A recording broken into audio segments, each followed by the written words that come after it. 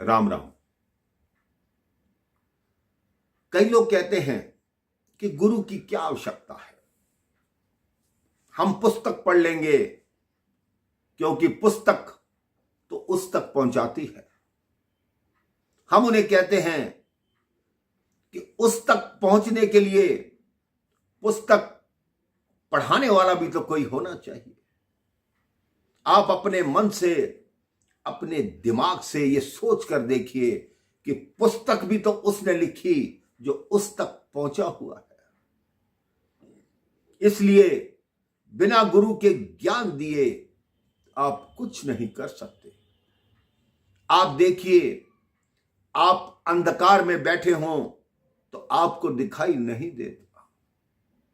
एक दिया जला दो तो आपको दिखाई देना आरंभ होता है, लेकिन जब सूर्य का प्रकाश होता है तो आपको सब कुछ दिखाई देता है। आप ये सोचिए कि आप अंधकार में बैठे हैं, जो दिए की ज्योति है वो गुरु है, जो आपका सहायक बनता है, आपका मार्गदर्शन करता है, और जो सूर्य है वो भगवान है, जो आपके जीवन में प्रकाश फैला देते हैं। एक बार एक आश्रम में एक संत अपने कुछ सेवकों के साथ रहते थे। एक सेवक ने निवेदन किया, गुरुदेव, 1 माह के पश्चात मेरी बहन का विवाह है, मैं 10 दिन के लिए घर जाऊंगा। गुरुदेव ने कहा, ठीक है, चले जाना।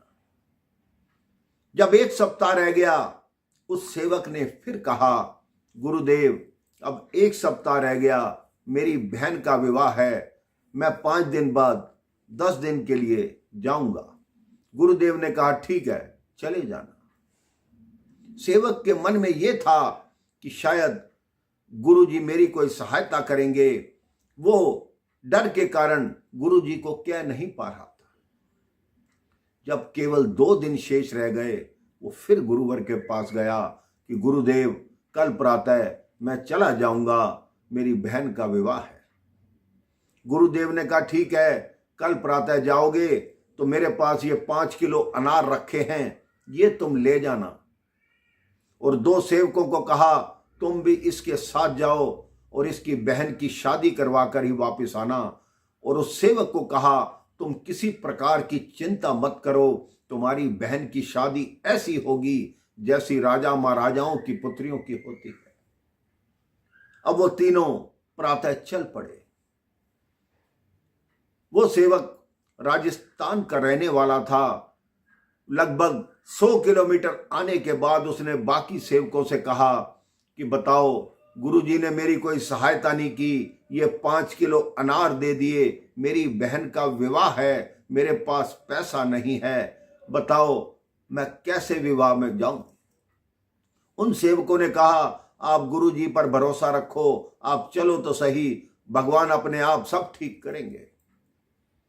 वो अपने घर पहुंचे। उसका घर भी ऐसी जगह था जहां 100 मील तक कोई भी फसल नहीं होती थी, बिल्कुल रेगिस्तान था, कोई खेत, कोई वृक्ष तक नहीं था। इधर उसी राजा की बेटी बीमार पड़ी थी। वैद्य ने उसकी नाड़ी देखी, उसको दवा दी, लेकिन राजा से कहा, राजा, इसका जो उपचार है वो बहुत कठिन है, क्योंकि ये दवाई इसको अनार के रस के साथ दी जाए तो ये तुरंत ठीक हो सकती है। राजा ने कहा, यहां कहां अनार मिलेंगे, यहां तो 100 मील तक फसल तक नहीं होती। तो उस वैद्य ने कहा, आप मुनादी कराओ, हो सकता है कोई बाहर से आया हो, किसी के पास अनार रखे हो। अब नगर में जैसे ही मुनादी हुई कि जिसके पास अनार हो, उसको राजा साहब याद कर रहे हैं। तो ये सेवक जिसको गुरुदेव ने 5 किलो अनार दिए थे, ये 5 किलो अनार उठाकर राजा के समक्ष प्रस्तुत हुआ। राजा ने पूछा, आपके पास ये अनार कहां से आए? तो उन्होंने अपने गुरुदेव की सारी कथा उनको बता दी। राजा ने वो अनार स्वीकार किए, उसका रस निकाला गया, अपनी बिटिया को दिया, उसकी बिटिया एकदम स्वस्थ हो गई। राजा ने कहा पूरी बहन की शादी नहीं है, अब ये समझो वो मेरी पुत्री की शादी है। राजा ने उस विवाह का पूरी व्यवस्था की और ऐसी व्यवस्था की जैसे राजकुमारियों के विवाह की होती है।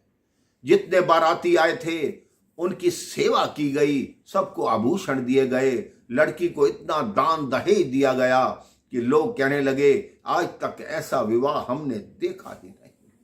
तब उस सेवक को अपनी गलती का एहसास हुआ कि मैंने सोचा गुरुदेव ने केवल 5 किलो अनार दिए हैं, इससे क्या होगा।